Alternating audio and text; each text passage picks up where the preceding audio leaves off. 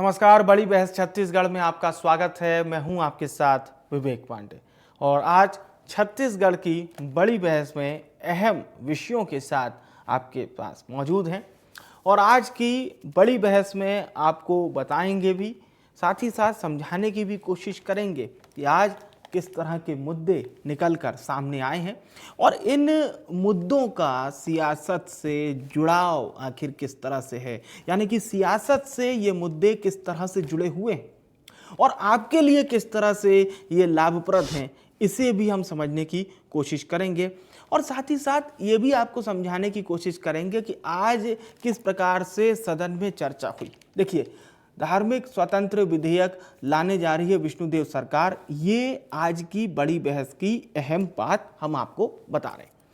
कांग्रेस का ये कहना है साहब कि ये लोग तो संविधान का पूरी तरह से कोई ध्यान ही नहीं रख रहे, ये तो संविधान के बिल्कुल विरोधी लोग हैं।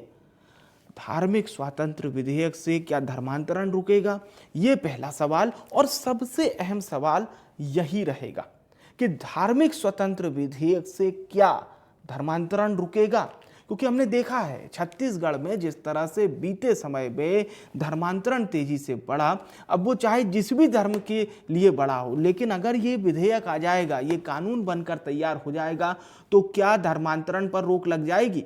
आदिवासी बाहुल्य क्षेत्र में धर्मांतरण रुक जाएगा, क्योंकि हमने देखा है जसपुर में जिस प्रकार से धर्मांतरण बढ़ा था या फिर बस्तर के उन तमाम तालुकों में जिस तरह से धर्मांतरण बढ़ा था, इस पर रोक किस तरह से लगेगी।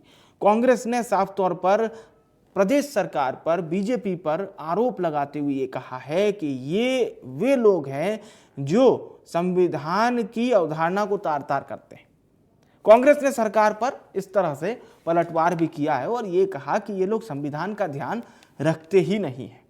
बीजेपी ने साफ तौर पर कहा कि अवैध रूप से अगर धर्मांतरण होता है प्रदेश में तो ये किसी भी प्रकार से हम बर्दाश्त नहीं करेंगे, यानी कि ऐसा धर्मांतरण जिसमें बिल्कुल भी संवैधानिक बात को दूर रखा जा रहा है, संवैधानिक बात से किसी भी प्रकार का कोई गवारा नहीं है, कोई लेना देना नहीं है, तो ऐसी बात से हम बिल्कुल भी इसमें जीरो टॉलरेंस की नीति अपनाएंगे। ये बात साफ तौर पर भारतीय जनता पार्टी ने, यानी कि बीजेपी सरकार ने ये बात अपनी ओर से कही है। अब आप कुछ बयान सुनिए, उन्हें समझिए, फिर हम चर्चा को शुरू करेंगे। इसी सत्र में छत्तीसगढ़ में धर्मांतरण रोकने के लिए धर्म स्वतंत्र विधेयक लाएंगे। हम इसी सत्र में राजिम पुन्नी मेले को फिर से राजिम कुंभकल्प मेला बनाने के लिए संकल्प लाएंगे। हम छत्तीसगढ़ की पुरातत्व, छत्तीसगढ़ की संस्कृति, छत्तीसगढ़ के पर्यटन, इसको बढ़ाने के लिए जो राम वनगमन पथ है, जो पांच शक्ति स्थल हैं और यहाँ के सिरपुर है, यहाँ का रतनपुर है, यहाँ की दंतेवाड़ा माई है, इनके सबके चंद्रपुर है, इनके विकास के लिए पूरा एक कॉरिडोर का निर्माण करेंगे। ये बहुत दुख की बात है कि बाबा साहब अम्बेडकर के दिए हुए संविधान के अनुच्छेदों को ध्यान में न रखकर, जबकि हम कहते हैं कि हम सर्वप्रभुत्व गणराज्य हैं, हमारा प्रत्येक धर्म से नाता है, रिश्ता है, हम सब एक हैं, उस बात की जानकारी लिए बगैर धर्म के बारे में नियम कानून को ताक में रखकर जांच समिति बनाना उचित नहीं है। मैं इसकी निंदा करता हूं।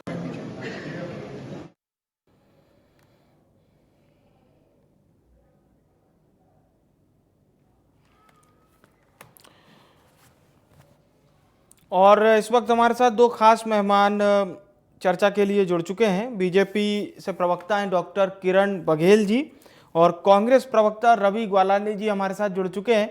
बहुत स्वागत है आप दोनों मेहमानों का बड़ी बहस में। चर्चा की शुरुआत रवि जी मैं आपसे करना चाहूँगा कि धार्मिक स्वतंत्र विधेयक सामने आ रहा है और कानून लागू हो जाएगा, तो क्या लगता है आपको कि धर्मांतरण की जो हम खबरें सुनते आए हैं लगातार, उसमें कुछ अंकुश लगेगा? सबसे बड़ा सवाल तो यही होना चाहिए।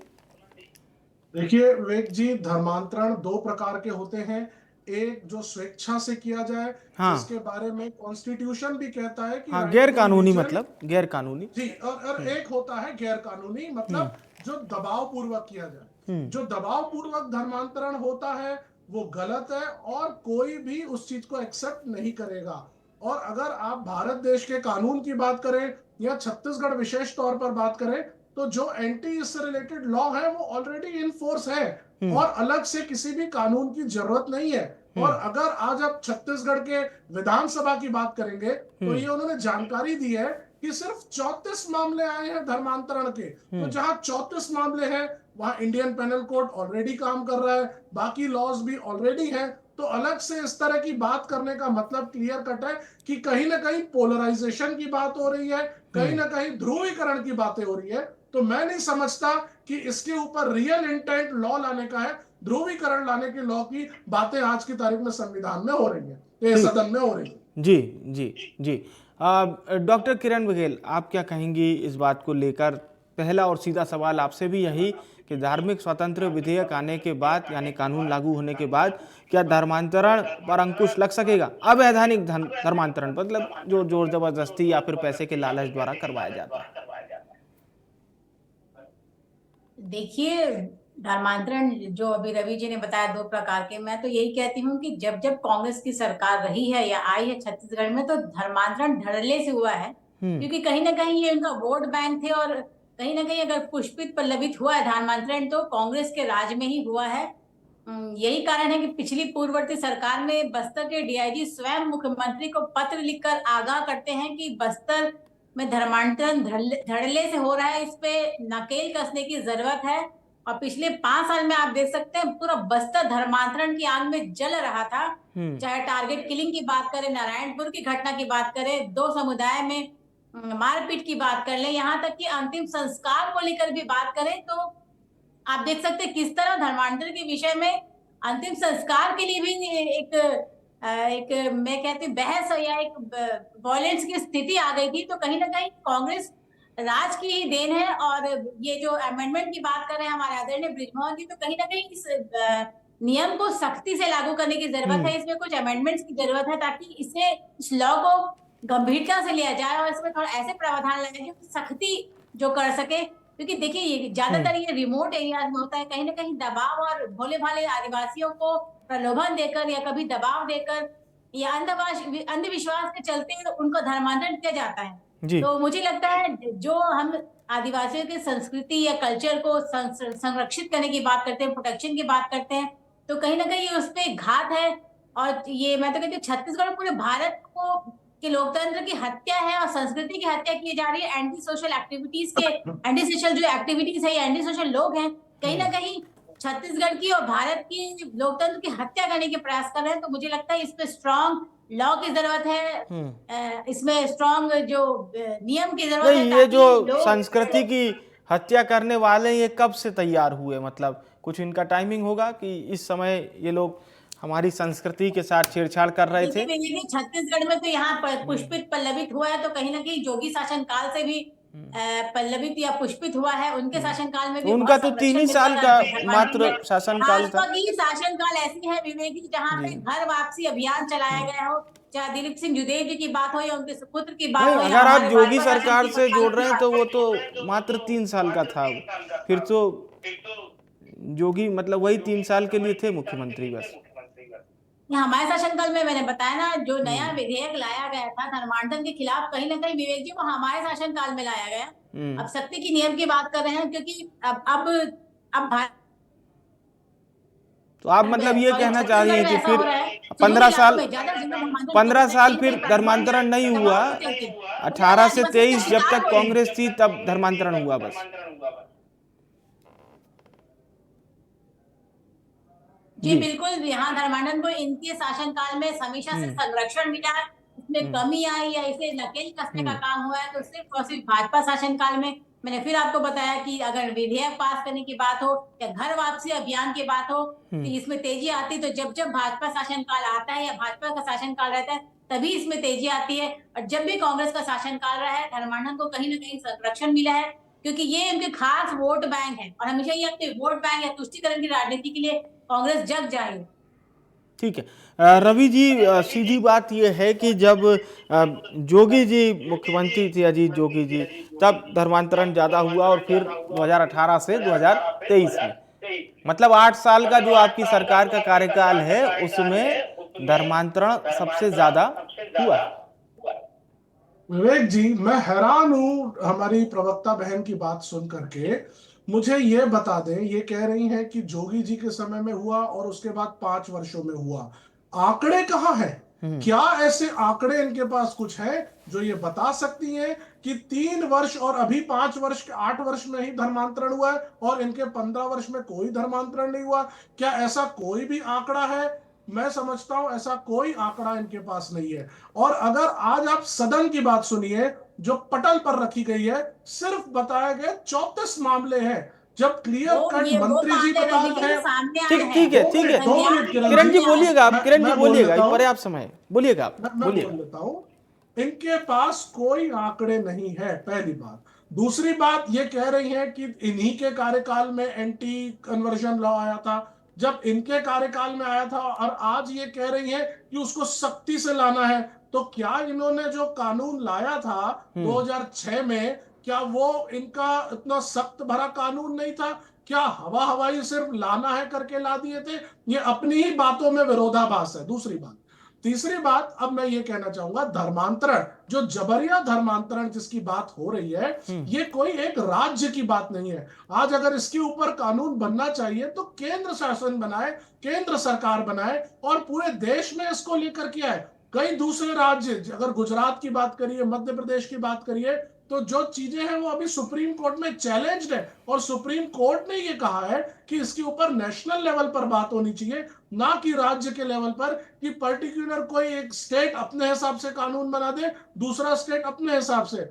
अगर मैं समझता हूं कि भारतीय जनता पार्टी को लगता है कि इसके ऊपर कानून आना चाहिए, तो उनको केंद्र में दबाव बनाना चाहिए, ना कि एक राज्य के हिसाब से पूरे देश में आना चाहिए। ऐसा थोड़ी होता है कि जहां सिर्फ एक राज्य की सरकार है वो अपने राज्य में ला ले और दूसरा राज्य उसके ऊपर कोई सख्ती ना करे। तो क्या ये कहना चाह रहे हैं कि दूसरा राज्य अगर वही काम कर रहा है तो सही है और वो काम अगर हमारे यहाँ हो रहा है तो गलत है? ये तो भेदभाव हो गया। अगर नियत है, अगर वाकई में इनको लगता है कि साफ नियत से काम कर रहे हैं, तो पूरे देश में लाइए ना, राज्यवार क्यों ला रहे हैं? ठीक है। किरण जी, आप कुछ कहना चाह रही थी, बोलिए।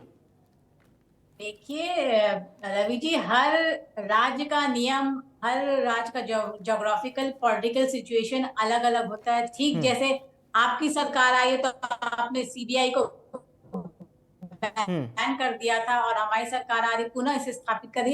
तो कुछ अधिकार, जो विशेष अधिकार होता है यहाँ के मुख्यमंत्री के पास होता है, जो अगर आपकी पिछली पूर्ववर्ती सरकार करती तो मुझे लगता है धर्मांतरण को रोकने में, इसे नकेल कसने में कहीं ना कहीं आपकी सरकार सफलता हासिल करती। फिर जैसे कि आपकी पूरी सरकार की आदत रही है कि कोई भी विफलता का ठिकरा आपने हमेशा से केंद्र सरकार के ऊपर फोड़ा है, चाहे आपकी योजनाओं लागू करने की बात हो या किसानों की धान खरीदी का मामला। कभी आप बाढ़ के लिए केंद्र सरकार को दोषी ठहराते थे और बात बात पे आपके मुख्यमंत्री अपने कर्तव्य से विमुख होते नजर आए हैं और बार बार केंद्र को चिट्ठी लिखते थे। यही कारण है, मुझे लगता है छत्तीसगढ़ की जनता ने भाजपा के ऊपर विश्वास जताया और आपको सत्ता से उखाड़ फेंका है।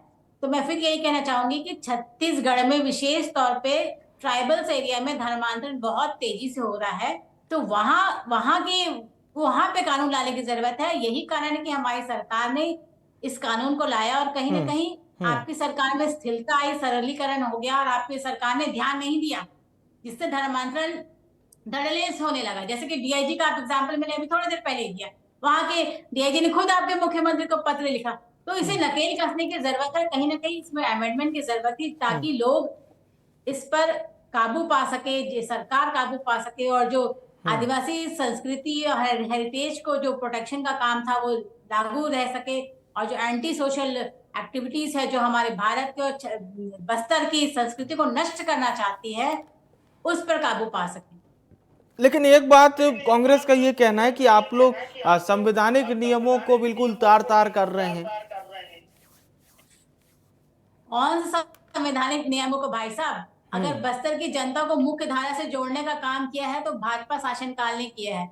अगर बस्तर में आज इंजीनियरिंग कॉलेज है, विश्व स्तर के विश्वविद्यालय है, मेडिकल कॉलेज है, तो भाजपा शासनकाल में दिया है। आप देख सकते हैं धर्मांतरण का मुख्य कारण होता है इलिटरेसी, अनएजुकेशन, या कहीं ना कहीं जो जागरूकता की कमी।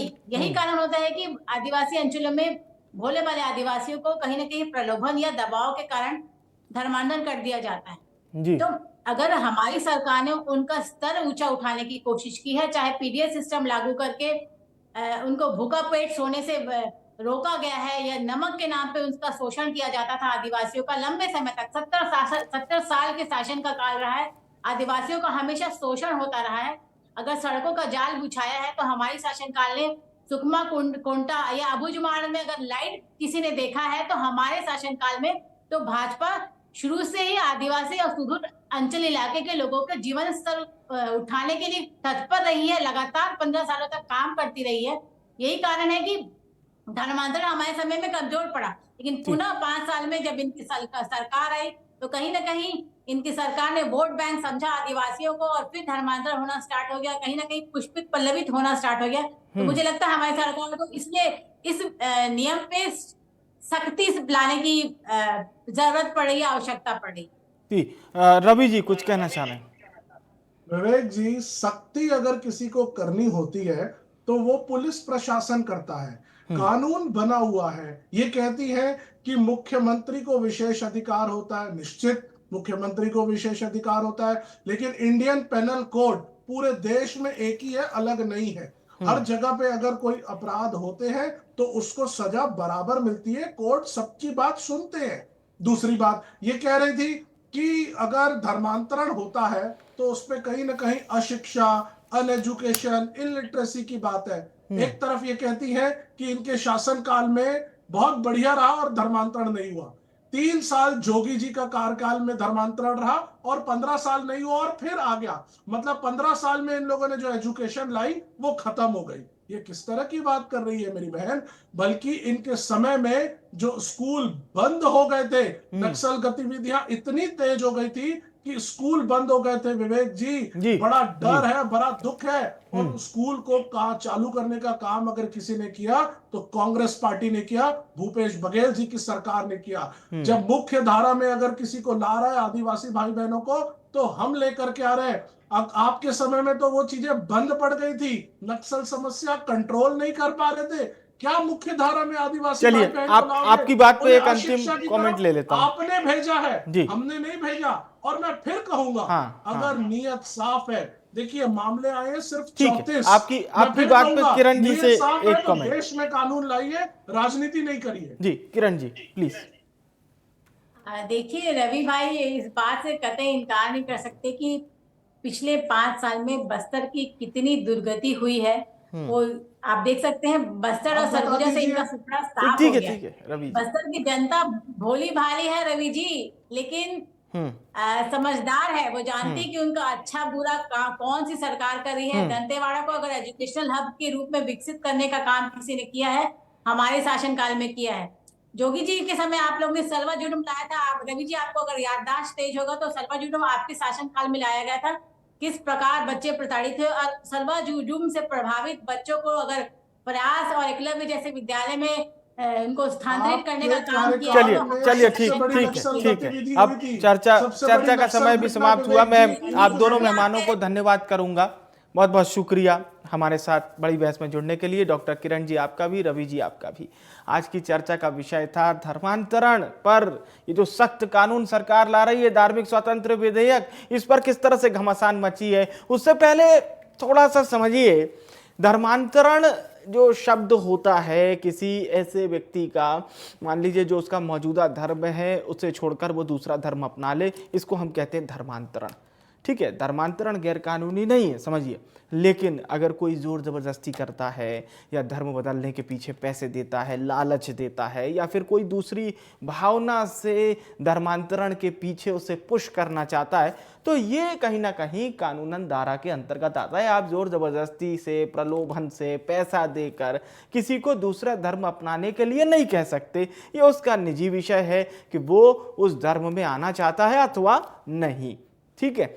अब कानून आ जाएगा, इसको लेकर बड़ी सुगबुगाहटें खड़ी हो रही हैं। कांग्रेस ये कह रही है कि साहब संविधान का ख्याल नहीं रखा जा रहा है, जबकि बीजेपी ये कह रही है कि ये जो बढ़ता रेशो है धर्मांतरण का, इसे काबू में लाने के लिए हम कानून लाने जा रहे हैं। फिलहाल आपको किसकी बात सही लग रही है, सरकार की या विपक्ष की? फिलहाल के लिए बड़ी बहस में इतना ही।